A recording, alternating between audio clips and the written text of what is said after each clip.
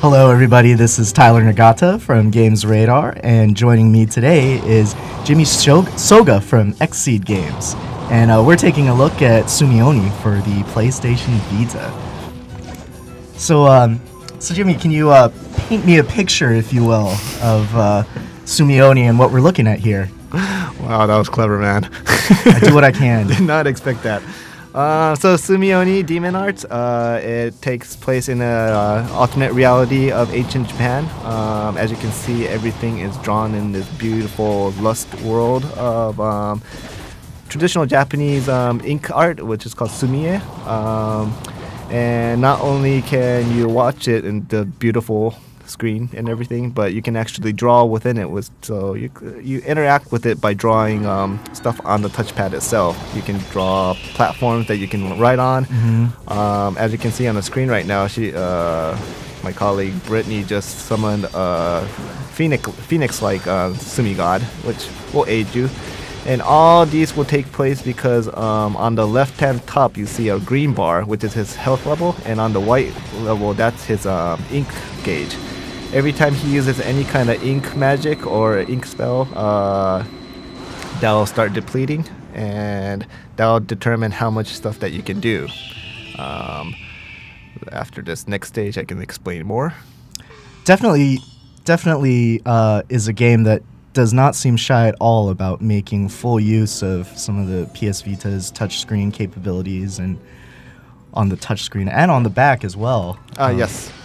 So one of the ways to rejuvenate your ink is when you use ink, you see it deplete a little bit, but when you rub the back panel of the PS Vita, you'll see a little thing coming up on the right-hand corner. That's the ink itself. When you make ink in the traditional ink, sort of an ink stone, yeah, perhaps? Thank you. Yeah. You use that to produce ink. So anytime you're doing that, that's how you refill your ink gauge back up. However, you can only refill it when you're stationary, meaning you can't be attacking anybody. So you have to kind of strategically pace yourself and not refill it all at once, or try to find a safe place.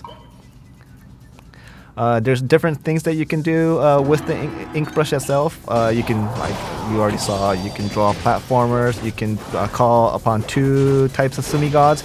Right now, she just called upon a lion type, and the other one was a phoenix type that you saw. Both attributes. So basically, the attribute is one for more on the aerial assault, and the lion is more for a ground assault. He's about to do a massive laser beam. So they're very, very powerful. They do suck up a lot of your ink gauge, but yeah, they're totally worth it.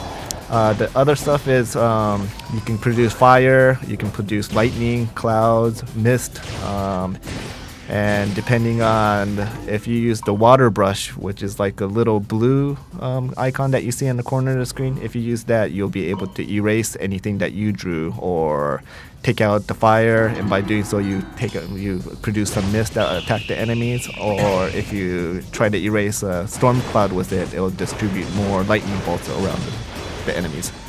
Kind of interesting too that when you use those sort of jutsus to summon these creatures, that it's not just the shape you're mimicking on the screen, but also kind of the stroke order too. Mm-hmm. That you got to follow that pattern. So basic shape of what you're supposed to draw is always the same. It's just the stroke pattern, like you said, is different. So you have to follow the lead, and if you're the more on the path that you are, the longer the sumi god will be on the screen as well. So if you do it more precisely, they'll be able to help you for a long period of time. After each stage, you'll see like a little result of how well you did, and that, depending on that, the stage will actually branch out. So there's multiple stages branching, and there's multiple ending as well. So it's not like a really linear story that you fight and you try to defeat the last guy. Depending on how you go, there's a lot of bad endings and good endings, and you get to actually see the main character develop as a character within those story branches as well. Nice. I think this level is kind of interesting in that you have this person kind of chasing you all the way. And it kind of shows off more of the platforming elements and the quick action to build those sorts of bridges and things to get over these obstacles coming at you. Definitely. Basically, there's 3 different types of gameplay. One is going to point A and point B, and usually at the point B, there's like a middle boss, usually like a castle or fortress that you need to defeat to go to the next level. There's also the one that, like right now, it's not really time, but basically there's something chasing after you, and you need to get through as quickly as possible. And the other one is sort of like a survival mode. There's a certain amount of time limit that you have, and there's a horde of enemies just coming at you, and you just have to utilize your skills of the ink skills as well as your just action skills to get through that stage alive. I remember when I first saw video footage of this game, I remember thinking and being a little worried and wondering if maybe it would feel a little too hectic to be trying to platform while at the same time drawing these shapes on the screen.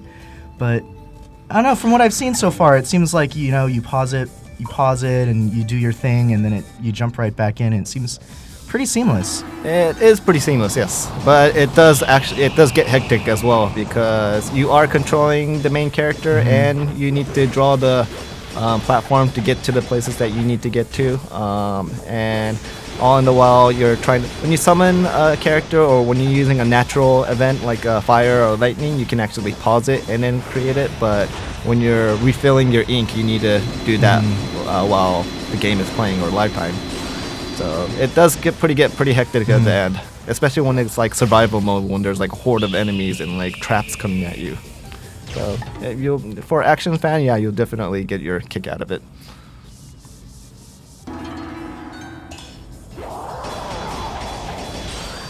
I love the backgrounds. It is quite diggable. It looks great.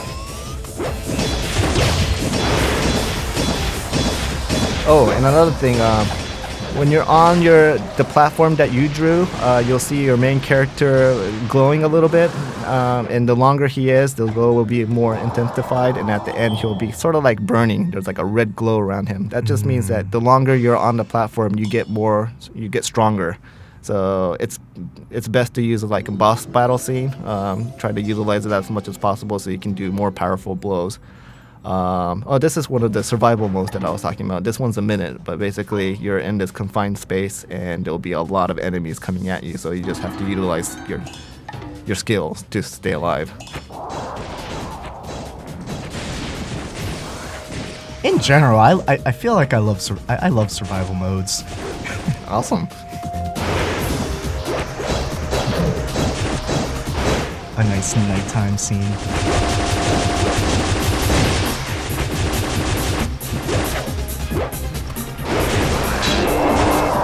So yeah, as you can see, it gets pretty hectic.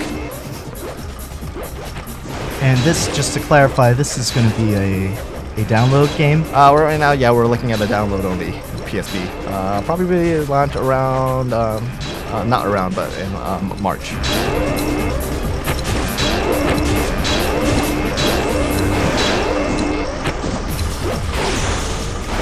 Well, very exciting stuff.